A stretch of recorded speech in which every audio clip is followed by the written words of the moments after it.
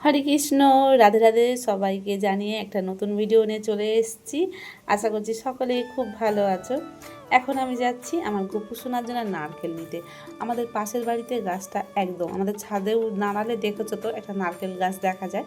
সেই নারকেল গাছটাকে খুব প্রচুর হারে নারকেল হয়, আর নারকেলটা কিন্তু খুবই ভালো জানো তো। তবে নারকেলটা সহজে পড়ে না, একদম শুকনো ঝুনো হয়ে গেলেও পড়ে না। আমফান ঝড়ের সময় প্রচুর হারে পড়েছিল, তখন নিয়েছিলাম। তো আজ থেকে তো প্রায় 3-4 বছর হয়ে গেল। তো সেখান থেকে কিন্তু নারকেল, ওই গাছের নারকেল নেওয়ার খুব ইচ্ছা, কিন্তু সেই কাকুটা বাড়িতে থাকে না। উনি মানে এখানে থাকে না, উনি হচ্ছে যে জায়গাটা মানে ওনার যে ঘর বা জায়গাটা সেটা সম্পূর্ণ ভাড়ায় দিয়ে দিয়ে দিয়ে গেছে। আর উনি থাকে মেদিনীপুরে। তো ওখান থেকে যখন আসে তখন ঠিকঠাক সময় মতো ওনার সঙ্গে দেখা হয় না। তো আমার ইচ্ছা যে অনেকদিন থেকে ওই গাছের নারকেল নিয়ে আমার গোপাল সোনাদেরকে আমি নাড়ু বানিয়ে দেবো, কারণ নারকেলটা এত ভালো না গো। মানে ওপর থেকে দেখলে মনে হবে না যে একদম নারকেলটা শুকনো হয়ে গেলে, ঝুনো হয়ে গেলেও তো ভেতরে একদম খুব ভালো থাকে। আর ছোট ছোট নারকেলটা হলেও নারকেলের মানে এটা অনেক হয়।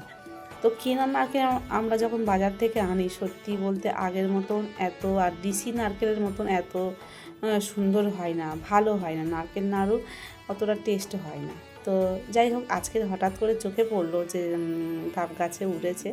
আমি কিন্তু কাকুকে বললাম যে আমাকে একটু যদি নারকেল বিক্রি করো তাহলে আমি নেবো। তো সেই কাকু আমাকে বললো ঠিক আছে। তো তারপরে আমি গেলাম, গিয়ে নিলাম। তো এইদিকে দেখো গোপুসোনা দিদিভাই গোপুসোনার কাছে এসছে। সকালবেলা মহারাজরা ঘুমাচ্ছিল, তুলেছে।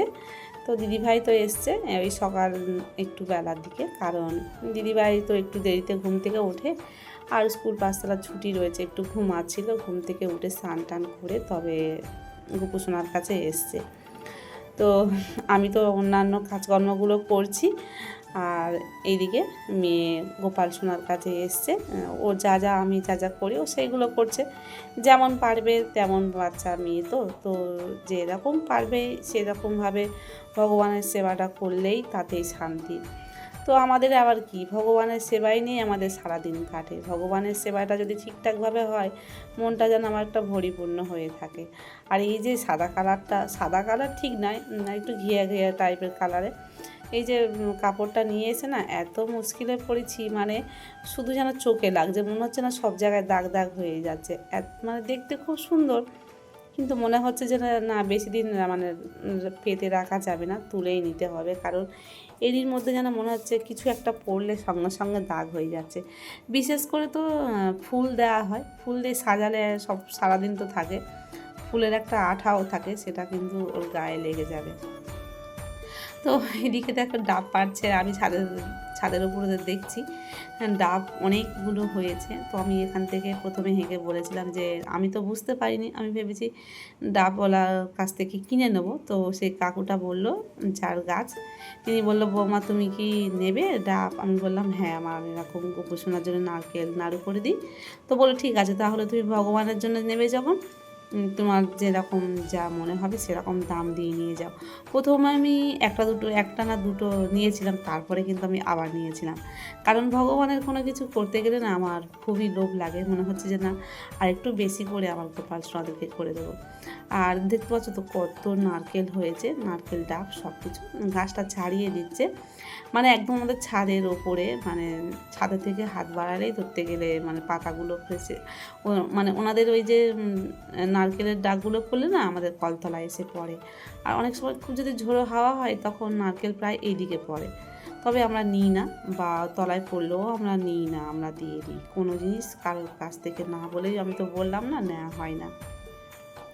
তো একবার না কি হয়েছে না, ওনাদের ওখানে একটা না একদম পুরো পেঁপে গাছ ছিল, মানে এত হারে পেঁপে হয়েছে। তো হঠাৎ দেখলাম না ঝড়ে থেকে মানে হালকা দমকানি হাওয়াইতে পুরো মানে পেঁপে গাছটা আমাদের এইদিকে পড়েছে, মানে পুরো হেলে গিয়ে পুরো পড়ে যেতে, আর একদম পুরো ঝড়ঝরিয়ে একদম সমস্ত মানে পেঁপেগুলো আমাদের কলতলায় পড়ে পুরো সাজিয়ে ভর্তি হয়ে গেছে।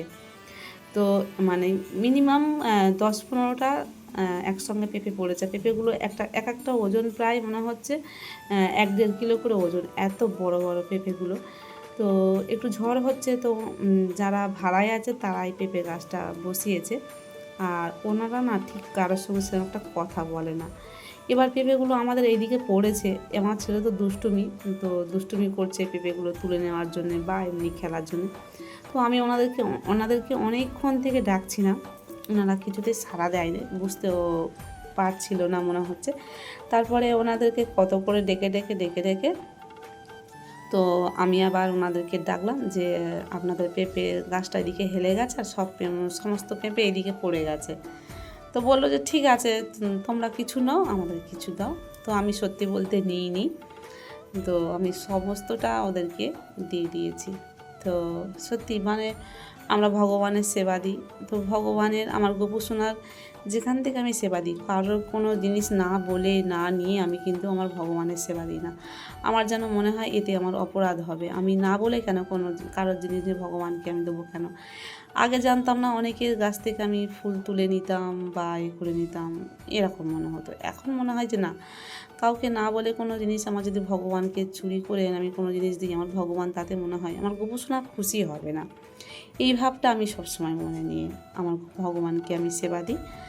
আর ভক্তিপথে আসার পথে তো যে কোনো জিনিস কিন্তু যেটা সঠিক সেটা আমাদের ঠিক মনে আসা, যেটা ভুল সেটা কিন্তু ভুল ধরেই আমরা মানে বুঝতে পারি যে না, এটা করাটা ঠিক হবে না। এই জিনিসটা আমার গোপুসোনা আমাকে ঠিক বুঝিয়ে দেয়। তো অনেকগুলো নারকেল তো পেয়েছি, আমি খুব আনন্দ করেছি। আর জানি না নারকেলটা কেমন হবে। তো নারকেল তো নাড়ু বানাবো, তো যখন বানাবো তোমাদের সঙ্গে শেয়ার করব। গোপালের নিজে হাতে যদি কোনো খাবার টাবার করে দিই না, কী যে ভালো লাগে। আর অনেক দিন হয়ে গেল আমি কিছু খাবার বানাইনি, তোমরা তো দেখছো, মানে আমার ভিডিও যারা দেখো, আমি তো প্রায় সময় গোপাল সোনাদেরকে খাবার বানিয়ে দিই। অনেক দিন হয়ে গেল আমার গোপাল সোনার আমি কিছু খাবার বানাতে পারিনি, সত্যি মনটা খুব খারাপ লাগে। কেনা জিনিস আমি সব সময় দিতে পছন্দ করি না, কিন্তু কিছু করার নেই, উপায় না থাকলে কি করব, তখন কিনে দিতে হয়। তো সকালবেলা সেবাটা ও দিদিভাই সম্পূর্ণ করলো, স্নান টান করিয়ে তারপরে একেবারে একটু ওই নোনা ফল ছিল ভোগ লাগালো। তো ছোট্ট করে ভিডিওটা তোমাদের সঙ্গে শেয়ার করলাম, লাগলো কমেন্ট করে জানাবেন। রাধে রাধে, হরি বল।